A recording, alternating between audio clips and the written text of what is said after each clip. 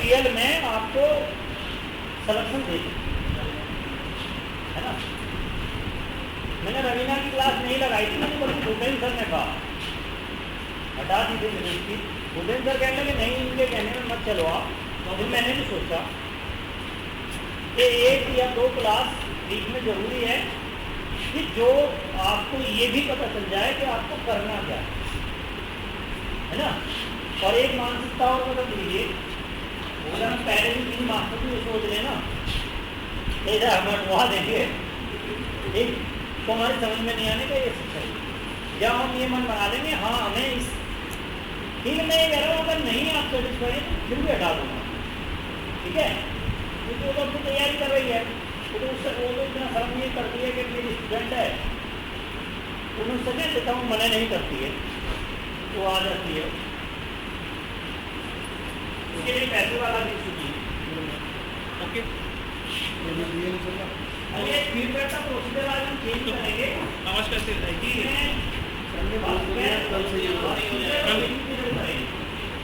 Teacher वाला issue खत्म हो जाएगा।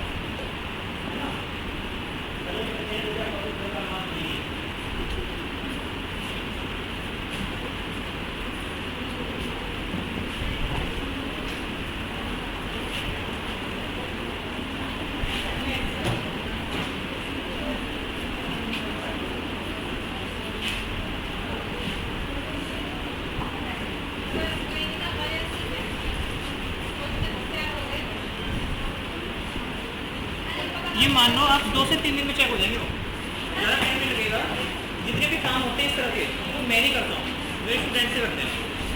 वो स्टूडेंट्स हैं जो कि काफ़ी एक्सपीरियंस वाले, ऐसे भी नहीं है यदि कोई भी ऐसी है कि अभी से पढ़ रहा है, काफ़ी पुराने स्टूडेंट्स हैं, वो चेक करेंगे 3 से 4 दिन में सारे। आपको गलतियाँ भी मिलेंगी, आपको मार्क्स भी मिलेंगे, परेशान नहीं। एक बार मैं देख लूँ, ऐसी बात नहीं है, मेरे हाथ में दे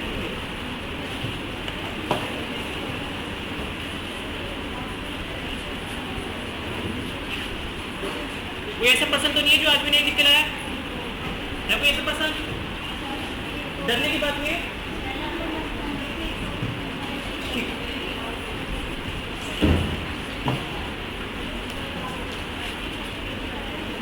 सभी लोगों का नाम क्या करूँगा? नाम लिख रखा है।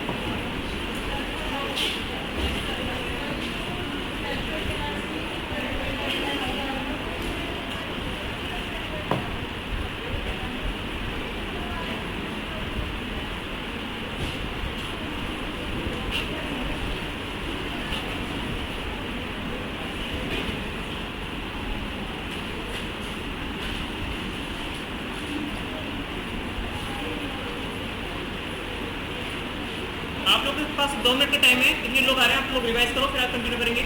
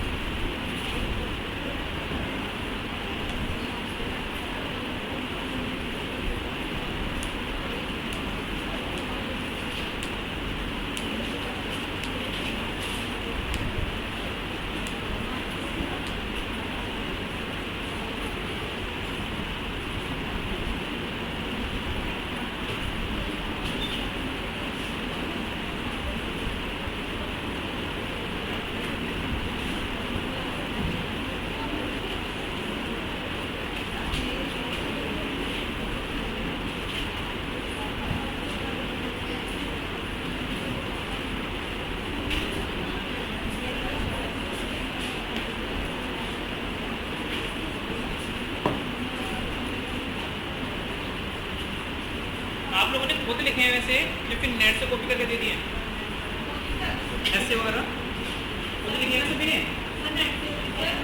नेट से लिखा है? नेट से कितने लोगों ने लिखा है? मतलब एक पैरा याहू से उठाया, एक पैरा आपने गूगल से उठाया।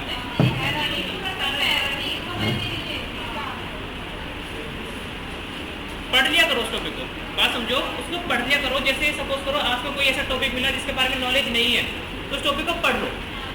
उस टॉपिक को आप पढ़ जरूर लो, लेकिन जब लिखने की बात आती है तो नॉलेज तो अब आपने पढ़ ली, वहाँ से जितनी नॉलेज लेनी थी आपने उस टॉपिक का कंटेंट पढ़ लिया है, और जब आप उसको लिख रहे हैं तो वहाँ पर गूगल या किसी बुक का यूज़ नहीं करें, ठीक है। वही चीज़ आज मैं बता भी रहा था बॉयज़ वाली क्लास में कि हमारे यहाँ पे क्या परेशानी है। पहली परेशानी तो ये है कि सभी लोग, सभी में मैं गवर्नमेंट सेक्टर को बोलूँगा, प्राइवेट सेक्टर को नहीं बोलूँगा, काम करने के दो तरीके होते हैं, ठीक है। आपको कोई काम करवाना है, आप एक बार तो प्राइवेट सेक्टर में जाओ, आप एक प्राइवेट हॉस्पिटल में चले जाओ, ठीक है, या फिर सपोज करो आपके यहाँ पे जो बिजली आती है वो किसी प्राइवेट कंपनी की आती है, रिलायंस वालों की, आप उनके विभाग में जाना, उनसे बात करना, और फिर आप गवर्नमेंट सेक्टर में जाना, जो सरकारी बिजली घर होते हैं। अब यहाँ पर आपको दो अंतर दिख जाएंगे। वही प्रवृत्ति गवर्नमेंट सेक्टर वाली हम लोग के दिमाग में बैठ चुकी है। बात समझो कैसे बैठ चुकी है। देखो, काम करने के दो तरीके होते हैं। एक होता है कि काम को बढ़िया तरीके से निपटाना है, काम को बढ़िया तरीके से निपटाना है, चाहे एक दिन लेट हो जाए।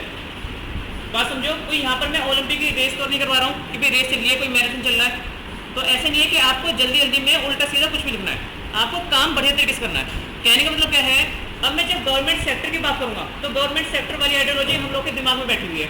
वो आइडियोलॉजी क्या है? वो आइडियोलॉजी ये है कि हम लोग काम नहीं करना चाहते। जिस तरह गवर्नमेंट सेक्टर में कोई भी पर्सन काम नहीं करना चाहता, आपने सुना होगा कि सरकारी नौकरी पे लग जाओ एक बार, कोई काम ही नहीं करता। एक प्राइवेट सेक्टर वाला ज़्यादा करता है। प्राइवेट सेक्टर वाले को अगर 10,000 रुपये मिलेंगे तो 30 का काम करवाएंगे।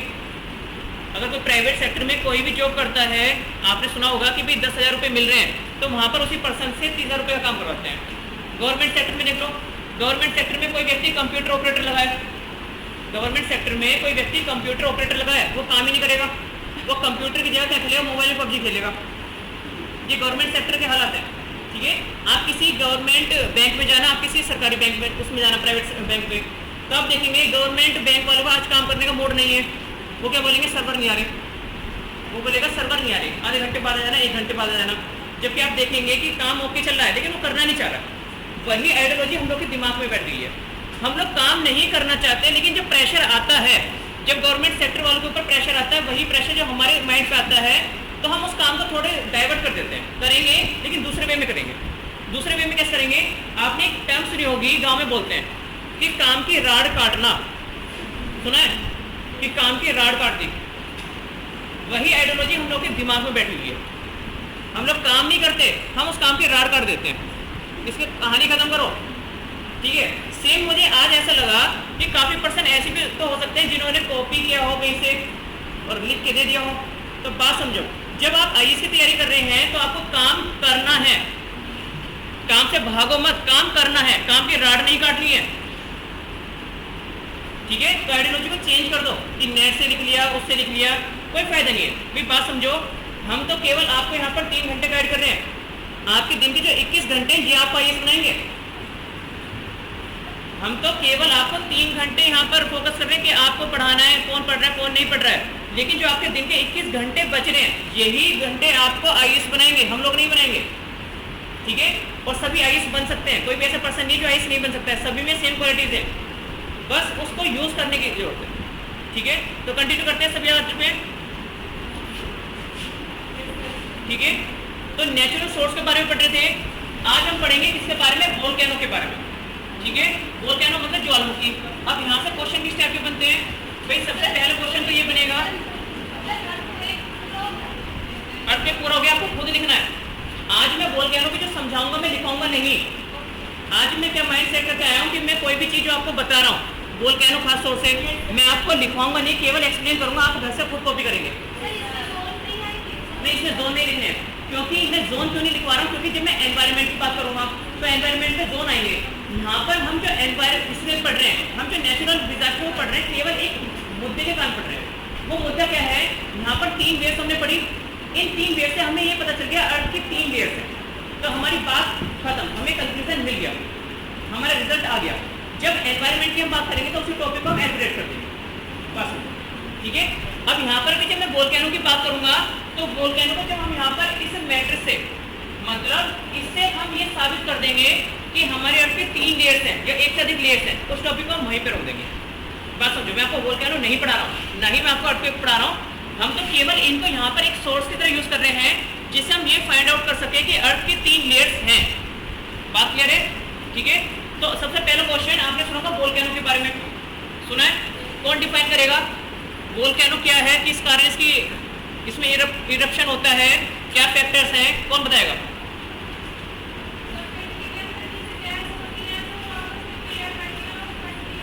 पृथ्वी के अंदर गैस होती है, वो आपस में रिएक्शन करती हैं। ठीक है, और कोई प्रश्न?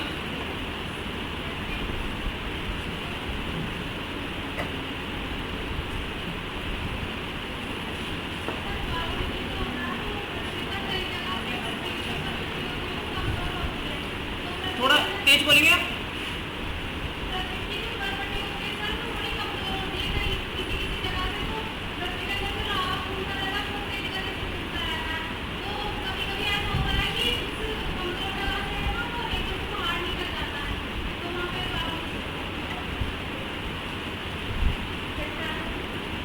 बोलो, आप सही बोल रहे थे, बैठ गया आप।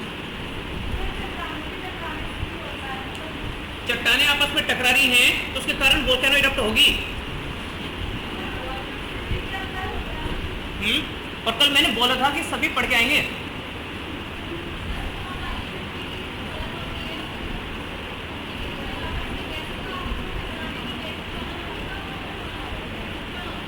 ठीक है, ठीक है, 3 से 4% यहाँ पे डेफिनेशन दी है। अब कौन डिफाइन करना चाहेगा? कंसेप्ट समझ में नहीं आया? पहले बताओ, नहीं आया क्यों? 3 से 4 जो लोग डेफिनेशन दे रहे हैं वो बेवकूफ़ तो नहीं है, से डेफिनेशन दे रहे हैं। अब कौन डिफाइन करेगा? देखो, जब मैं अर्थ के इंटीरियर की बात करता हूँ तो हमारे अर्थ के इंटीरियर वाले पोर्शन में जो हमारे पृथ्वी का आंतरिक पोर्शन है, यहाँ पर तीनों मीडियम है। तीनों मीडियम कहने का मतलब क्या है कि यहाँ पर सॉलिड भी है, लिक्विड भी है और गैस भी है। जब हम आपके इंटीरियर पोर्शन की बात करते हैं, पृथ्वी के आंतरिक वाले हिस्से की बात करते हैं, तो पृथ्वी के आंतरिक वाले हिस्से में तीनों माध्यम है, तीनों मीडियम्स हैं। कौन सा? सॉलिड भी है, लिक्विड भी है, गैस भी है। सॉलिड तो आप देख सकते हैं भाई, जो हमारे क्रस्ट वाला पोर्शन है सॉलिड तो है, ठीक है। अब लिक्विड कहने का मतलब क्या है? जो वाटर है, वाटर की जो फॉर्म को निकालते हैं पृथ्वी के भीतर से, वो लिक्विड वाली फॉर्म है। तो इसका मतलब क्या है? पृथ्वी के आंतरिक भाग में लिक्विड वाला पोर्शन भी है, पृथ्वी के अंदर गैस भी है। अब गैस में आपको वोल्केनो में बताऊंगा भी, जब वोल्केनो इरप्ट होती है तो वहां पर गैस भी निकलती है। जब वोल्केनो का विस्फोट होता है तो उसी दौरान आप बोल सकते हैं कि गैस भी निकलती है। तो इसका मतलब क्या है? पृथ्वी के अंदर वाले पोर्शन में, आंतरिक भाग में क्या है? गैस भी है। बात क्लियर है? अब जब मैं पृथ्वी की बात करता हूँ तो मैंने आपको एक कंसेप्ट बताया था, एटमॉस्फेयर में बताया था और यहाँ पर भी बताया था। वो कंसेप्ट क्या है? जब हम ऊपर की तरफ जा रहे हैं, जब हम ऊपर की तरफ जाते हैं तो भी हमारा टेम्परेचर इंक्रीज करेगा। बात समझो, सरफेस से हम ऊपर की तरफ जितने किलोमीटर ऊपर बढ़ते रहेंगे तो हमारा टेम्परेचर इंक्रीज करेगा। इसी तरह जब पृथ्वी की डेप्थ की तरफ जाएंगे, नीचे की तरफ जाएंगे, तो भी हमारा टेम्परेचर इंक्रीज करेगा। इतनी बात क्लियर है? तो यहाँ तक डाउट? भाई जब हम नीचे की तरफ जा रहे हैं, पृथ्वी की डेप्थ की तरफ जा रहे हैं, तो भी हमारा जो तापमान है उसमें वृद्धि हो रही है। कल आपने शायद लिखा भी होगा, लैंग्वेज मैंने आपको बताई थी, इस तरह मैटर को बना बना के लिख लेना, ठीक है। अब कहने का मतलब क्या है कि नीचे बहुत सारी गैस है, ठीक है। अब जब मैं बात करता हूँ नीचे बहुत सारी गैस है और हमारा टेम्परेचर भी कैसा है? काफी हाई टेम्परेचर है, काफी कैसा है? हाई टेम्परेचर है। अब यहाँ पर 2 से 3 फैक्टर रिलेट होते हैं, एक फैक्टर नहीं है जिसके कारण वोल्केनो इरप्ट होती है। 2 से 3 फैक्टर, जैसे कल आप बता रहे थे भूकंप में कि भूकंप के आने का कारण ये भी होता है, भूकंप के आने का कारण ये भी होता है, तो हमने वहां पर भी 2 से 3 फैक्टर पढ़े थे। इसी तरह यहाँ पर भी हम 2 से 3 फैक्टर पढ़ेंगे। पहले फैक्टर क्या है? यहाँ पर due to energy, due to geothermal energy, ठीक है। पहले फैक्टर क्या बताया मैंने आपको? Due to geothermal energy, due to high temperature और ड्यू टू गैसेस। इस वाले एरिया में, पृथ्वी के अंदर वाले पोर्शन में प्रेशर बढ़ जाता है। प्रेशर समझ रहे हैं आप? कल इसकी डेफिनेशन बताई थी, फोर्स अपॉन एरिया, कंसेप्ट भी बताया था, 2-3 एग्जांपल भी यूज करे थे, ठीक है। अब इस जब यहाँ पर प्रेशर बढ़ गया, इस वाले क्षेत्र में प्रेशर बढ़ गया ड्यू टू गैसेस, ठीक है। पहला फैक्टर क्या बोला मैंने? Due to gases, due to geothermal energy, due to high temperature. तो इस वाले पोर्शन में, पृथ्वी के अंदर वाले पोर्शन में दाब बढ़ गया, प्रेशर बढ़ गया। अब बात समझो, इस प्रेशर वाले कंसेप्ट को हम रिलेट करेंगे, हम घर में खाना बनाते हैं, ठीक है, इसे बनाते हैं प्रेशर कुकर। अब आ जाओ प्रेशर कुकर पे, इसको यहीं पे छोड़ दो और कहाँ पर आना है? प्रेशर कुकर पे आना है, ठीक है। यहाँ पर दाब बढ़ रहा है और काफी अधिक दाब हो गया, कहाँ पर? इस वाले पॉइंट पे, ठीक है। अब आ जाओ प्रेशर कुकर पे। अब इसी कंसेप्ट को हम प्रेशर कुकर से समझेंगे। घर में मुझे लगता है कि 90% यहाँ पर तो लोगों ने देखो खाना बनाया होगा कभी ना कभी, ठीक है? क्या नहीं बनाया? बनाया ना सभी ने? भाई 90% में इसलिए बोलना क्योंकि देखो बात समझो, महिला अधिकतर खाना बनाती है, ठीक है? जब मैं बॉयज़ की क्लास में बात बोल रहा था तो बोले कि आप तो देखा ही नहीं कैसे चलता है, समझ रहे हो? तो वहाँ पर 1-2% इस तरफ भी आंसर करा कि आप तो चाय नहीं बनाई है।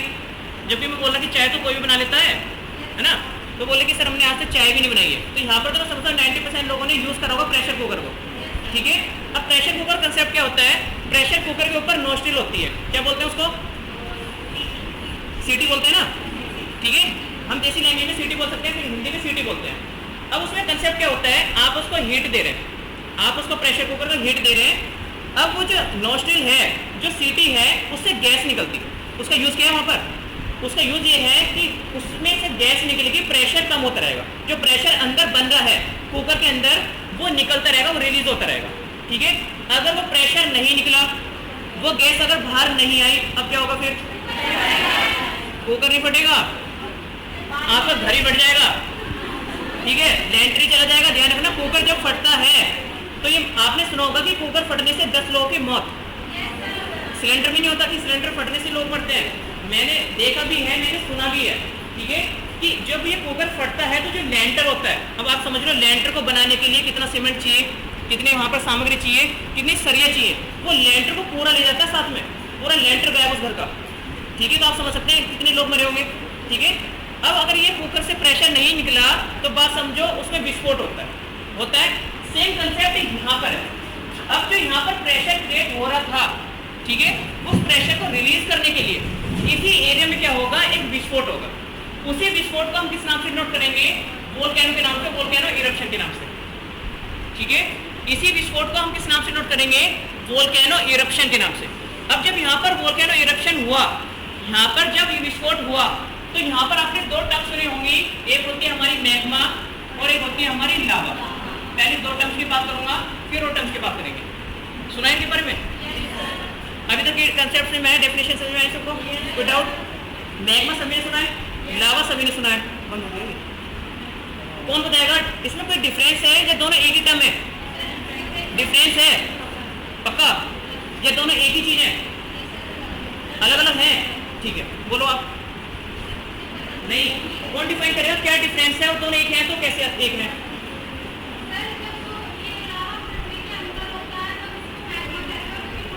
बिल्कुल बिल्कुल। अब ये बताओ दोनों एक ही चीजें अलग चीजें? डेफिनेशन सुनेंगे, उनकी बिल्कुल सही डेफिनेशन है। जब ये पर्टिकुलर जो लावा है, जिस टर्म को हम लावा बोल रहे हैं, जब ये पृथ्वी के अंदर होता है, इंटीरियर पोर्शन में होता है, तो अब इसको हम बोलते हैं मैग्मा।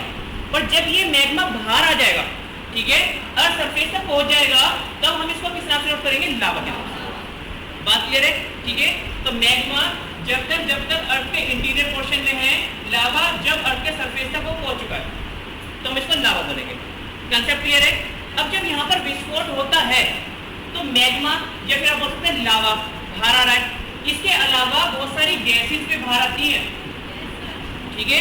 फिर बात समझो, विस्फोट हुआ तो सबसे पहले आपने यहाँ पर देखा कि लावा बाहर आ रहा है या फिर मैग्मा बाहर आ रहा है। इसके अलावा यहाँ पर बहुत सारी गैसें भी बाहर आती हैं। गैस कैसी? अब समझ जाओ, कार्बन डाइऑक्साइड। सबसे पहले मेरे नाम पे चलता है कार्बन डाइऑक्साइड। कैसी गैस है? एक गर्म गैस है, इसी को हम बोल रहे थे ग्रीन हाउस गैस बोल रहे थे, ठीक है? इसके अलावा हमारी सल्फर डाइऑक्साइड, सेकंड गैस कौन सी है? Sulphur dioxide. अब यहाँ पर जो वाटर है वो भी वाटर वेपर के फॉर्म में चेंज हो गया। भाई बात समझो, आप पानी को किसी बर्तन में रखो, उसको बॉईल करो, ठीक है, तो पानी अपनी तीसरी फॉर्म में आ जाएगा। तीसरी फॉर्म में कौन सी? गैस वाली फॉर्म में। तो यहाँ पर हम बोल रहे हैं वाटर वेपर एटसेट्रा, तो यहाँ पर गैस भी आ रही है, ठीक है? अब इस कंसेप्ट को यहाँ पर रिलेट करेंगे। इस कंसेप्ट से हमें कैसे पता चला कि अर्थ के 3 लेयर्स हैं, ठीक है? पहला कंसेप्ट क्या है कि भाई हम किस पोर्शन पे रह रहे हैं? सरफेस पे रह रहे हैं। सरफेस कैसी है? सॉलिड है। सरफेस कैसी है? सॉलिड है। तो हम लोगों को इतना तो पता था कि पृथ्वी की एक लेयर है जो कि सॉलिड है।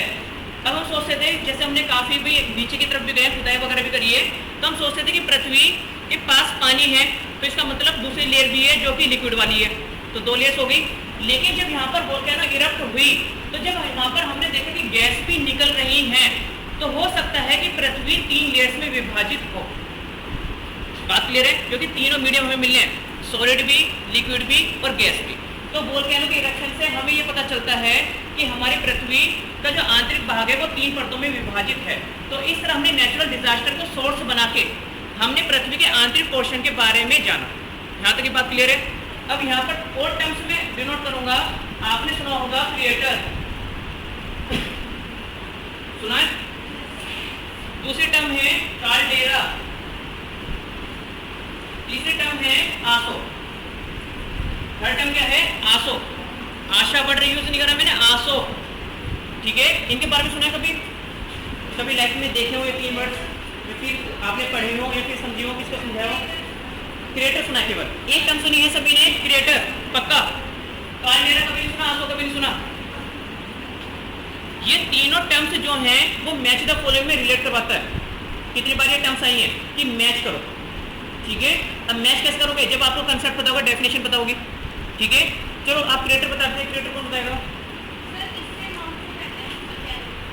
माउथ को कहते हैं, वोल्केनो के माउथ को क्रिएटर, बिल्कुल सही आंसर है। अब यहाँ पर कहने का मतलब क्या है कि तीनों जो टर्म्स हैं वो माउथ ही है वोल्केनो के। क्रिएटर भी माउथ है, ठीक है? काल्डेरा भी माउथ है और आसो भी माउथ है। अभी कैसे पॉसिबल हो सकता है? बिल्कुल ये बोलेंगे, ठीक है? अब क्वेश्चन ये बनता है कि भाई तीनों का नाम एक ही लैंग्वेज को डिफाइन कर रहा है, एक ही कंसेप्ट को डिफाइन कर रहा है, तीनों कैसे सकते हैं? कुछ तो अंतर होता होगा ना।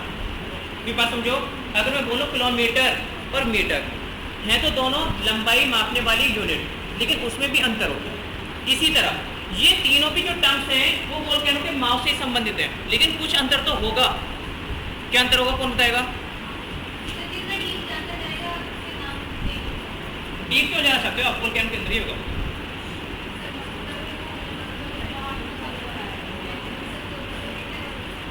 चलो ठीक है, अगर मैं बात करूं, अगर वोल्केनो का माउथ का जो साइज है वो छोटा होता है, एक टाइप की वोल्केनो है, कहीं पे इरप्ट हुई है, उसका माउथ का जो साइज है वो छोटा है, ठीक है?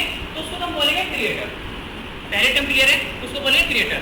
और सपोज करो दूसरे टाइप की वोल्केनो है जिसका साइज काफी बड़ा, ठीक है? भाई जिसका साइज जो है वो काफी बड़ा है, तो साइज को हम बोलेंगे, उस साइज के माउथ को हम बोलेंगे काल्डेरा। और बड़े साइज को, इससे भी बड़े साइज को हम किस नाम से नोट करेंगे? आसो के नाम से। बात क्लियर है? जैसे फॉर एग्जांपल आपके घर में 3 तरह के बर्तन होते हैं, ठीक है? एक वह बर्तन जिससे हम चावल खाते हैं, क्या बोलते हैं? भगोना। किसने बोला?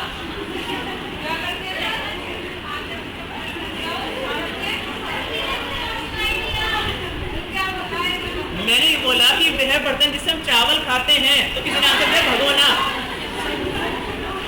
भाई भगोने वाला कौन था? अच्छा ठीक है, चावल किससे खाते हो आप? चम्मच से खाते हो, ठीक है? अब सपोज करो चावल बनाने हैं, हमारे पास कुकर नहीं है, तो हम किस में बनाते हैं? भगोने में बनाते हैं। तो अब हमें किसी चीज़ की रिक्वायरमेंट है, उसको क्या बोलते हैं? चमचा। उसको बोलते हैं चमचा, ठीक है? तो चम्मच होगी छोटे लेवल पे, चमचा हो गया बड़े लेवल पे। अब एक बर्तन उससे भी बड़ा होता है जो कि सब्जी परोसने वगैरह के लिए यूज करते हैं लोग, उसको क्या बोलते हैं? चलो ठीक है, तो दो से समझ लो, चम्मच और चमचा। इसी तरह यहाँ पर कंसेप्ट क्या है? क्रिएटर छोटे लेवल पे, उससे बड़े साइज के माउथ को बोलेंगे काल्डेरा और सबसे बड़े साइज को बोलेंगे आसो, ठीक है? तो आपको ये सारी डेफिनेशन लिखनी है, लिख सकते हैं सभी लोग? अब बात करते हैं वोल्केनो जो होती है, इसके टाइप्स होते हैं according to the duration of time. समय की अवधि के अनुसार हम वोल्केनो को 3 पार्ट्स में डिवाइड कर सकते हैं, ठीक है? अब वो 3 पार्ट्स क्या होते हैं? पहले नंबर को हम बोलते हैं एक्टिव वोल्केनो, मतलब सक्रिय ज्वालामुखी। दूसरे टाइप को हम बोलते हैं डोरमेंट वोल्केनो, मतलब शांत ज्वालामुखी। तीसरे को हम बोलते हैं डेड वोल्केनो या फिर एक्सटिंक्ट वोल्केनो, मतलब मृत ज्वालामुखी।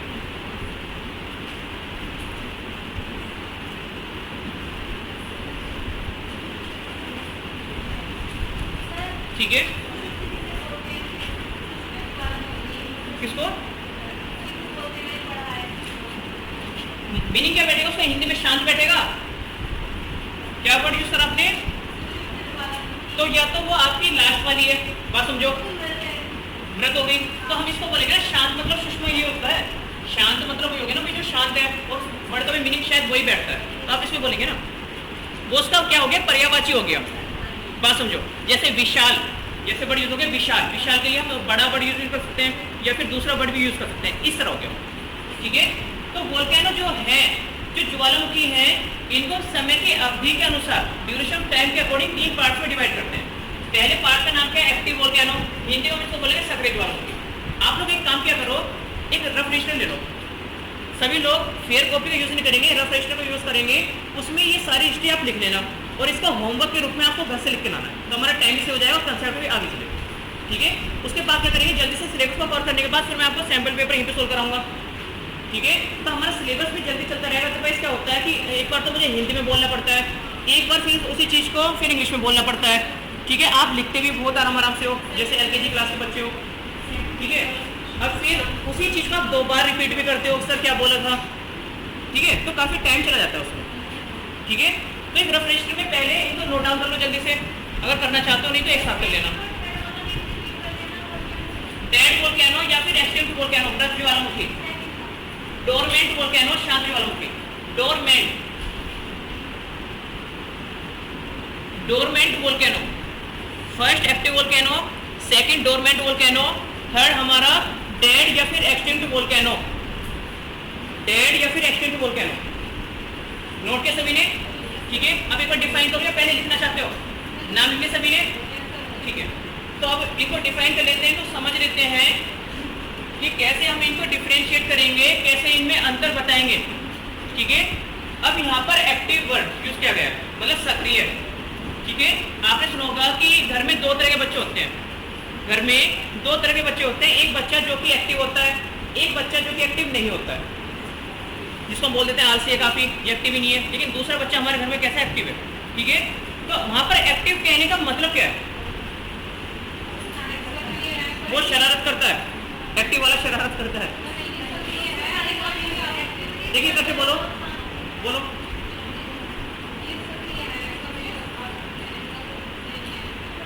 सही में नहीं है, अभी तो मैंने एक्सप्लेन करा, आप क्या कहना चाह रहे हो, थोड़ा जोर से।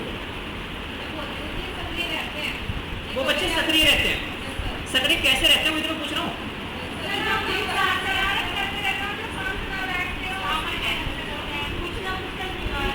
कुछ ना कुछ करते रहते हैं। चलो ठीक है, आप कुछ कह रहे थे, काम ही करते रहते हैं, उसको पॉजिटिव वे में तो ले सकते हो। बोलो, आप कुछ कह रहे थे। मगर तो वही साथ तो मुझे आई नहीं है। अच्छा, एनर्जी लेवल अच्छा होता है, चलो ठीक है। ठीक है, उसको पॉजिटिव वे में दे सकते हैं। वे वो बच्चे जो एक्टिव बच्चा है वो पॉजिटिव तो हो सकता है, जरूरी नेगेटिव वाले वर्क करेगा। कहने का मतलब क्या है, वो जो एक्टिव बच्चा है वो अपना होमवर्क टाइम पे कंप्लीट करता है। ठीक है, ये मान लो अपनी स्कूल की सारी एक्टिविटी टाइम पे करेगा, अपनी पढ़ाई टाइम पे करेगा, हर चीज में वो एक्टिव रहे। ठीक है, कहने का मतलब क्या है, बात समझो कि वह अपने काम को टाइम टू टाइम उसको करता रहेगा। ठीक है, अब यहाँ पर उसी कंसेप्ट को हम रिलेट कर लेंगे। ठीक है, एक्टिव वोल्केनो, सक्रिय ज्वालामुखी, मतलब ज्वालामुखी का वह टाइप, वह प्रकार जो कि इरप्ट होता रहे। ठीक है, जिसमें विस्फोट होता रहे एक शॉर्ट पीरियड ऑफ टाइम के दौरान, इस टाइम के दौरान, एक शॉर्ट पीरियड ऑफ टाइम के दौरान वहां पर इरप्शन होता रहे और फ्यूचर में भी पॉसिबिलिटी हो। ठीक है, फ्यूचर में भी वोल्केनो के इरप्ट होने के वहां पर सोर्स मिले, आधार मिले या फिर लक्षण मिले, उस टाइप के वोल्केनो को हम बोलेंगे एक्टिव वोल्केनो, सक्रिय ज्वालामुखी। कहने का मतलब है कोई प्लेस है वहां पर वोल्केनो इरप्ट हुई थी 50 साल पहले। ठीक है, फिर ये 50 साल का टेन्योर है, इसी के बीच में दोबारा इरप्ट हो गई 10 साल बाद, फिर 20 साल बाद दोबारा इरप्ट हो गई, उसके आसपास मान लो या फिर उसी एरिया पे मान लो, उसी की बाउंड्री के आसपास। ठीक है, कोई आइलैंड है, सपोज करो एक आइलैंड है बैरन करके। ठीक है, तो बैरन आइलैंड पे तो वो सक्रिय हो रही है, कहने का मतलब उसी आइलैंड पे वो 10 साल पहले भी इरप्ट हुई थी, उसी के थोड़ी सी साइड में 10 साल बाद फिर इरप्ट होगी, लेकिन प्लेस तो वही है ना, बैरन आइलैंड। तो कहने का मतलब क्या है, वह वोल्केनो जो कि एक शॉर्ट पीरियड ऑफ टाइम के दौरान इरप्ट होती रहे लगातार, उसी को हम किस नाम से नोट करेंगे, एक्टिव वोल्केनो के नाम से। और फ्यूचर में भी पॉसिबिलिटी हो, वहां पर सिम्टम्स हमें देखेंगे, फ्यूचर में भी क्या हो सकती है, इरप्ट हो सकती है, तो उसी वोल्केनो को हम बोलेंगे एक्टिव वोल्केनो, सक्रिय ज्वालामुखी। बात क्लियर है, कोई डाउट यहाँ तक? ठीक है। अब यहाँ पर एक दो क्वेश्चन बन जाते हैं, डेफिनेशन आप लोग घर पे लिख सकते हैं। ठीक है, यहाँ पर क्वेश्चन किस टाइप के बनते हैं, अगर मैं बात करूँ भारत की, तो भारत में कहीं वोल्केनो मिलती है, पहले टाइप का क्वेश्चन जो कि पूछा गया था, आंसर आया अंडमान निकोबार। ठीक है, अब क्वेश्चन ये बनता है, जब मैं अंडमान निकोबार की बात करता हूँ तो अंडमान निकोबार में टोटल 572 आइलैंड है। हम बोलते हैं देयर आर 572 आइलैंड्स। अब पीसीएस का पेपर देने जा रहे हो, कोई आप कांस्टेबल का या फिर एसएससी का पेपर तो देने नहीं जा रहे हो, कोई सिंपल पूछेगा। ठीक है, अब उसने क्वेश्चन को थोड़ा सा चेंज करा, उसने बोला कि अंडमान निकोबार ऑप्शन में नहीं है, उसने बोला कौन सा आइलैंड है, पर्टिकुलर आइलैंड का नाम याद होना चाहिए। अब कौन सा आइलैंड पे टिक करोगे, बिल्कुल सही आंसर है बैरन आइलैंड, क्योंकि मैंने यहाँ पर नाम यूज भी करा था। तो भारत में अंडमान निकोबार के बैरन आइलैंड में एक्टिव वोल्केनो के सोर्स मिलते हैं। ठीक है, अब यहाँ पर आप नाम से समझ सकते हैं बैरन, बैरन मतलब क्या होता है, बंजर। ठीक है, जैसे बोलते हैं बैरन लैंड, बंजर भूमि, वह भूमि जहाँ पर खेती आसानी से ना हो सके उसको हम बोलते हैं बैरन। ठीक है, अब यहाँ पर इस कंसेप्ट को रिलेट कर दो, मतलब वह आइलैंड जहाँ पर volcano short period of time में इरप्ट हो रही है, तो वह इलाका या वह आइलैंड किसमें कन्वर्ट हो जाएगा, एक बंजर द्वीप में कन्वर्ट हो जाएगा। किसमें कन्वर्ट हो जाएगा, एक बंजर द्वीप में कन्वर्ट हो जाएगा। ठीक है, इसलिए हम इसको बोल रहे हैं बैरन आइलैंड, इस तरह याद कर लेना। ठीक है, क्योंकि एक्टिव वोल्केनो है तो उसने उस आइलैंड को क्या बना दिया, बंजर बना दिया। चोट तो नहीं लगी आपके, ठीक है, तो क्या बना दिया, उसको बंजर बना दिया, इस तरह याद कर सकते हैं। ठीक है, अब नेक्स्ट कंसेप्ट की बात करूंगा, डोरमेंट वोल्केनो। यहाँ तक इसको कोई डाउट? अब बात करूंगा डोरमेंट वोल्केनो मतलब शांत ज्वालामुखी। ठीक है, अब घर में दो तरह के बच्चे हैं, अब घर में दो तरह के बच्चे हैं। एक जो बच्चा है, जैसे आपने सुना होगा, जब आपने कांग्रेस वगैरह के बारे में पढ़ा होगा, मॉडर्न हिस्ट्री में पढ़ा है। ठीक है, नरमवादी और गर्मवादी। ठीक है, अब घर में भी दो तरह के बच्चे होते हैं, या घर में भी दो तरह की विचारधाराएं होती हैं। एक होती है गर्मवादी, यानी मतलब सपोज करो आपका अपने पड़ोस वाले से झगड़ा हो गया, ठीक है, और घर में दो बच्चे हैं, एक बोलता है निकालो भी लट, ठीक है, एक बच्चे क्या बोलता है निकालो भी लट, इन्हें सही करके आता हूँ। ठीक है, तो बच्चा हो गया गर्म दिमाग का। ठीक है, दूसरा क्या बोलता है, दूसरा है शांत दिमाग का, वो बोलता है कि चलो हो गया, इसने ऐसा बोल भी दिया तो पड़ोसी तो है ना, कल परसों फिर से आ जाएगा, बैट बॉल खेले हमारे साथ, हमारे घर पे आ जाएगा, अगर आज इसमें लट मार दिया तो कल नहीं आएगा फिर। ठीक है, तो एक हो गया शांत दिमाग का, तो इसी से हम रिलेट कर लेंगे वह ज्वालामुखी जो कि शांत है, शांत दिमाग की।